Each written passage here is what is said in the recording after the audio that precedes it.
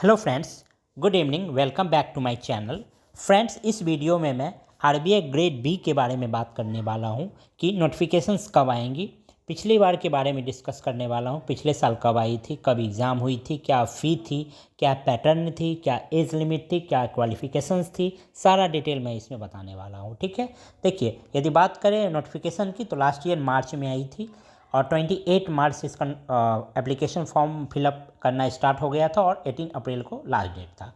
ठीक है, और इसका फेज़ 1 का एग्ज़ाम हुआ था 28 मई को और फेज़ 2 यानी पेपर 1, पेपर 2, पेपर 3 तीनों का एग्जामिनेशन हुआ था 25 जून को। ठीक, यदि बात करें वैकेंसीज़ की जनरल स्ट्रीम के लिए तो टोटल 238 थे, जनरल के लिए 109, SC 32, ST 15, OBC 59 and EWS 23।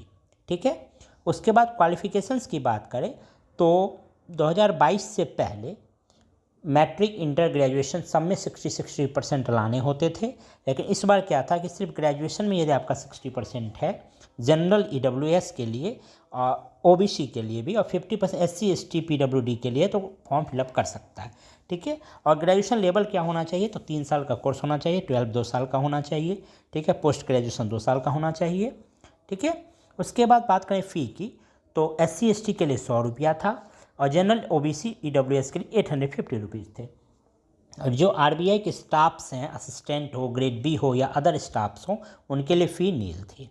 ठीक, उसके एग्जामिनेशन पैटर्न की बात करें तो प्री में जीए, इंग्लिश, क्वांटिटेटिव एप्टीट्यूड और रीजनिंग होते हैं। ठीक, जीए का वेटेज ज़्यादा होता है, जैसे लास्ट ईयर 18 क्वेश्चन थे, उससे पहले भी 18 क्वेश्चन थे, 18 मीन्स 80, सॉरी 18 नहीं 80 क्वेश्चन थे।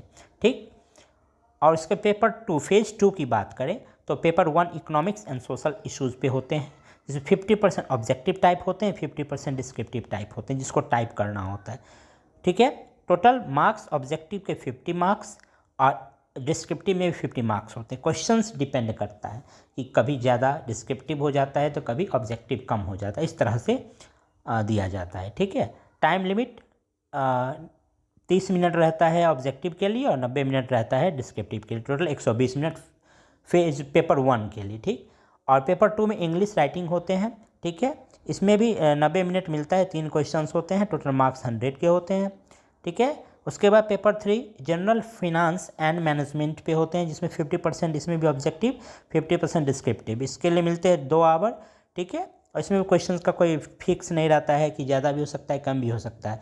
50 नंबर का ऑब्जेक्टिव के लिए होता है और 50 नंबर डिस्क्रिप्टिव के लिए, टोटल 100 नंबर, यानी मेंस का पेपर टोटल होता है आपका 300 मार्क्स का।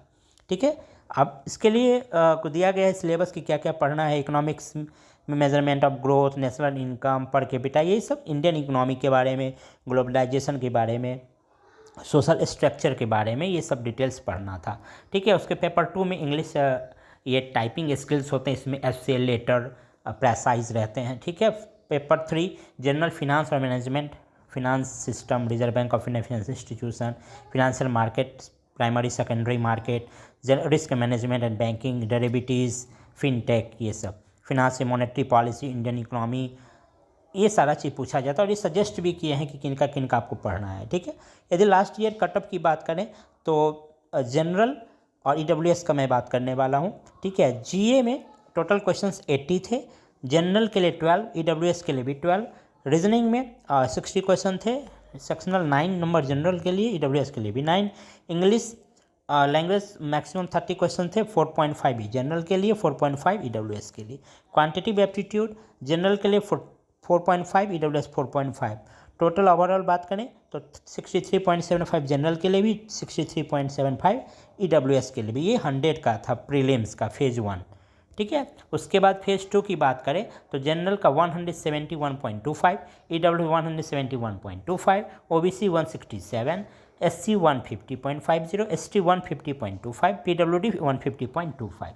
ये थे फेज़ 2 के।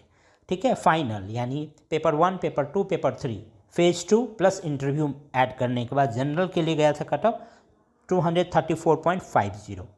ठीक, ईडब्ल्यूएस का 187.50, ओबीसी का 223 मार्क्स, एससी 202, एसटी 179, पीडब्ल्यूडी में जनरल के लिए 208.25, ओबीसी 196.75, एससी 176.25, ठीक है। और पीडब्ल्यूडी का ईडब्ल्यूएस और एसटी के लिए कोई भी कैंडिडेट क्वालिफाई नहीं किए थे, इसलिए पीडब्ल्यूडी में ईडब्ल्यूएस और एसटी का कट ऑफ नहीं है। तो फ्रेंड्स ये था आरबीआई ग्रेड बी के बारे में लास्ट ईयर की नोटिफिकेशंस। और इस बार आने वाला एक्सपेक्ट करें तो इस मंथ के लास्ट तक आ जाना चाहिए, क्योंकि 1 अप्रैल आरबीआई ग्रेड बी के एग्ज़ाम एक्सपेक्टेड है, ठीक है, 1 अप्रैल 2023। तो फ्रेंड्स ये था आरबीआई ग्रेड बी के बारे में सारा details. Thank you and all the very best.